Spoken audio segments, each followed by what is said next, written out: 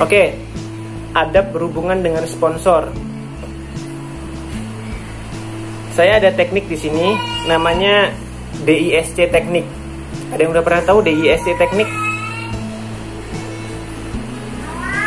Oke, baik. DISC saya juga dapatkan ketika tahun kedua saya bergabung di Human Initiative. Yang mengajarkan saya namanya Pak Topan dari Excon. Beliau menyampaikan ada ilmu namanya DISC. Nanti boleh di googling juga, ini ada ilmunya di Google banyak. DISC itu adalah singkatan dari apa ya bahasanya ya?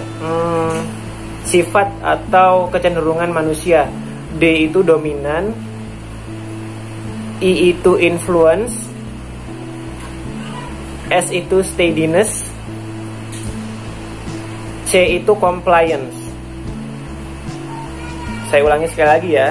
DISC itu adalah teknik kita berhubungan dengan orang lain yang ada penjabarannya. D itu dominan, I itu adalah influence, S itu adalah steadiness, C itu adalah compliance.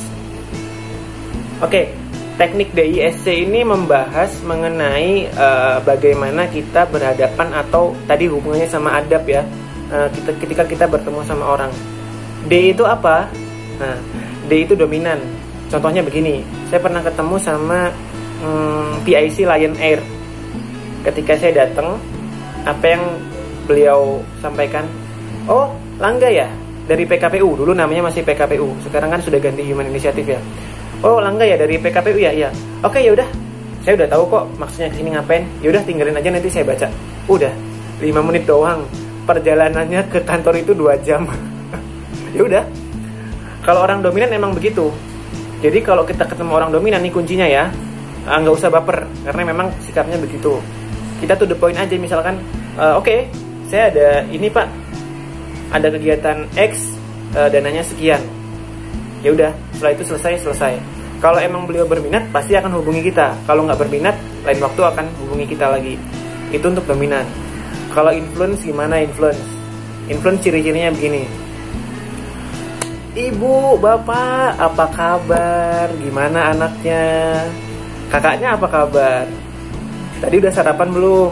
Nah, ini ciri-ciri orang influence. Cara pendekatannya gimana? Ya udah kita tadi ngobrol dulu, basa-basi dulu, ngalor dulu. S.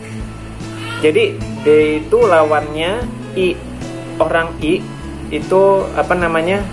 Kalau bisa yang ngedeketin jangan orang D. Jadi kalau kita punya tim, kelihatan nih sifatnya D. Ketika PIC nanti yang akan diserahkan proposal itu orang I influence, jangan orang D yang disuruh maju, tapi orang I juga, atau minimal orang S gitu. Nah, S itu apa? S itu steadiness. Steadiness tuh begini. Gimana ya mencontohkannya ya? Steady itu bahasa Inggris itu kan pelan-pelan gitu ya, kalem, pelan-pelan, berpikirnya panjang. Nah, kalau kita ketemu mitra atau calon PIC gitu, oke, nanti ya begini gitu. Nah, itu steadiness. Jadi jangan langsung kita hajar. Kalem dulu aja, kasih kesempatan buat waktu berpikir dulu aja gitu.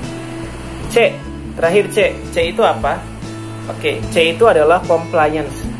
Compliance itu kita harus didukung dengan data-data yang lengkap. Maka tadi di sini di contoh proposal ini ada juga yang menyebutkan data-data juga kan ya, data sebaran hewan kurban, data mitra, dan data yang lainnya. Sehingga ketika ketemu sama orang compliance atau orang C, itu nggak masalah. Nah, jadi dengan mengetahui ciri-ciri tadi itu, kita semoga ke depan bisa lebih enak lagi ya, atau bisa punya teknik yang pas mendekati orang yang mana sih ini, dan kita sendiri itu sifatnya yang mana gitu ya. Kita sendiri itu sifatnya yang mana gitu. Terus kemudian selanjutnya adalah cara mengelola penggalangan. Jadi kalau tadi adab-adabnya salah satu tekniknya pakai DISC ya. Ya adabnya ya seperti biasa, kayak misalkan teman-teman mahasiswa itu menghubungin dosen, ya kalau bisa jangan sampai pas jam istirahat. Ya kalau bisa sih jam-jam yang pas memang beliau bekerja atau calon mitra, calon donatur kita ini memang pas lagi on gitu ya. Jangan pas di jam istirahatnya. Terus adab-adabnya apalagi salam ini menyesuaikan ya. Kalau beliau muslim ya kita salamnya pakai salam yang muslim. Kalau beliau non muslim ternyata ya kita menyesuaikan dengan salam yang sesuai sama beliau. Terus juga adab ini biasanya kita kan kalau komunikasi lebih enak telepon daripada WhatsApp gitu ya. Kalau memang sekiranya kita butuh banget telepon, ya kita minta izin dulu via WhatsApp. Kalau memang sudah diizinkan untuk telepon, ya silahkan telepon. Kecuali kita udah deket sama si PIC ini, kita tanpa perlu izin. Kadang juga ada yang mau juga ditelepon langsung gitu, ditelepon bisa. Nah ini untuk adab-adabnya ya. Jadi kalau kita bicara benar-benar baru semua, adab-adabnya tadi. Kalau udah deket tadi, kalau ditelepon langsung juga boleh. Terus selanjutnya adalah cara mengelola penggalangan dana. Nah, ini nanti boleh kita diskusikan juga. Penggalangan dana ini ada beberapa kegiatan. Saya sebutkan 3 contohnya aja ya teman-teman ya. Yang pertama adalah market activation. Market activation ini apa? Pernah ikut demo masak atau pernah ke mall atau jalan-jalan ada standnya Genius, produknya bank itu yang Genius. Nah, di situ kan kita dikasih support, dikasih souvenir, dikasih apa. Terus tiba-tiba kan, oke, kalau yang mau ngedapetin keuntungan dari si Genius ini, yuk install aplikasinya. Ini kata-katanya boleh digarisbawahi ya. Yuk install aplikasinya. Ini udah market activation. Jadi, kalau misalkan nanti LDK Salim ini mau istilahnya membuat market activation juga, bisa pakai misalkan programnya itu Ramadan gitu ya. Ramadan misalkan, oke, Bapak Ibu semua kita punya kegiatan ini nih, diajakin gitu kan, misalkan ke sini. Bapak Ibu, kalau misalkan bisa nembak ini nanti adalah 1 poin bisa kita berbagi sama anak-anak yatim misalkan gitu. Nah, si orang itu pastikan ketika nembak akan kita tulis namanya siapa, tanda tangan, HP, itu segala macamnya. Kita udah market activation tuh di situ. Bahkan kita bisa dapat database-nya beliau juga. Gitu cara mengelola penggalangan dananya kalau kita pakai metode yang market activation. Kalau event yang kedua adalah contohnya penggalangan dana itu pakai event. Nah kalau ini saya yakin teman-teman mahasiswa udah pada jago lah kalau event mah ya. Ada event yang fun, misalkan ada event nasyid, ada event lari, ada event komunitas. Kalau ini sih cara penggalangan dananya seperti yang awal banget tadi saya sebutkan. Teman-teman dimanapun teman-teman LDK Salim punya komunitas itu dijaga. Kayak tadi ada yang suka hobi berkuda, memanah, berenang, hobi mobil, hobi motor, hobi memasak, apa aja itu dikelola. Jadi ketika sewaktu-waktu, oh iya, aduh mentok nih mau ada program kegiatan, kira-kira kita mau ngapain ya strateginya, galang dananya. Oke, kita bikin event aja. Pakai apa? Event komunitas katakanlah. Ya udah, oke, saya punya komunitas memasak ini diundang. Atau oke, saya punya komunitas motor nih, kita ngadain charity atau kita ngadain lelang spare part motor dan sebagainya. Jadi itu semua terbentuk dari adanya komunitas-komunitas tadi. Dan yang paling penting adalah bagaimana kita mengelola hubungan dengan pertama talent, kedua vendor, ketiga adalah penyedia tempat. Kalau misalkan nanti kita mengadakan event itu di tempat, jadi semuanya benar-benar terjaga dari awal kita datang bagus, akhir juga datang bagus. Insya Allah kalau itu semua kejaga nanti bisa sustain sama kita. Oke, sebagai kata-kata pengantar penutup ya, yang paling ditakuti sama orang yang diberikan amanah untuk membawakan atau mengantar proposal adalah ditolak. Benar atau benar? Ya. Ya memang itu menjadi tantangan semua orang, tapi kuncinya adalah jangan takut ditolak. Kenapa? Kalau mindset kita fundraising ketika kasarnya begini, selamat pagi Bapak, assalamualaikum gitu ya. Iya kita kesini mau nganterin proposal bla bla bla bla bla bla. Ini proposalnya. Misalkan pengen gini, oh mohon maaf saya lagi nggak bisa kita lagi nggak bisa kerjasama atau saya lagi nggak bisa kerjasama. Kalau yang mindsetnya masih fundraising itu 60-70% dia akan patah tek gitu. Pulang sedih, nggak berani lagi bikin proposal, nggak berani lagi nganterin proposal apapun. Nah, kalau mindsetnya udah friend tracing, kita bisa punya dua pilihan. Pertama, memang orang itu nggak suka sama kita, ya terima aja. Kan orang punya hak untuk suka maupun nggak suka sama kita kan, nggak apa-apa, nggak usah takut, terima aja. Ya sudah, kita perbaiki atau misalkan ada yang perlu kita tingkatkan, kita tingkatkan. Yang kedua, orang itu suka, tertarik sama program kita, gaya penyampaian kita juga bagus, tapi misalkan tapi pada saat itu lagi nggak punya duit, kan nggak mungkin dia akan menjadi sponsor atau donatur kalau pas lagi nggak punya duit.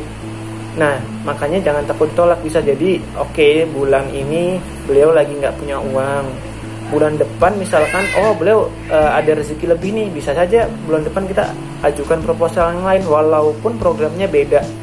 Intinya jangan pernah takut ditolak, terus aja tawarin. Karena tugas pembawa proposal tadi atau tugas seorang muslim entrepreneur itu ya tadi menawarkan aja. Makanya salah satu profesi yang mulia kata Rasul itu kan berdagang ya. Yaitu di situ, karena berdagang itu kita bisa banyak banget ya rasanya. Berdagang itu pahit, manis, asam, asin, bisa ngelatih mental, terus bisa belajar berbagi, belajar pasrah sama Allah juga nih, belajar pasrah. Dagang itu kan nggak flat kayak pegawai, setiap bulan itu ada. Dagang kan kadang naik, alhamdulillah, kalau naik bersyukur, kalau turun juga ya tetap bersyukur, karena pasti akan mendapatkan pengalaman minimal ya buat meningkatkan soft skill kita. Terus tipsnya lagi adalah, namanya kan kita muslim ya gitu. Ini saya percaya lagi ngobrol sama teman-teman LDK yang pastinya soleh dan solehah. Berusaha seoptimal mungkin serahkan semuanya kepada Allah. Saya punya kisah CSR Partnership tahun 2019 itu ditargetkan sebanyak 22 miliar penghimpunan. Di bulan Juni tahun lalu, posisi penghimpunan CSR National Partnership itu ada di angka 7 miliar. Bayangin kurangnya berapa? Lemes. Karena 7 miliar ke 22 miliar itu kan banyak banget ya. Gapnya itu banyak banget.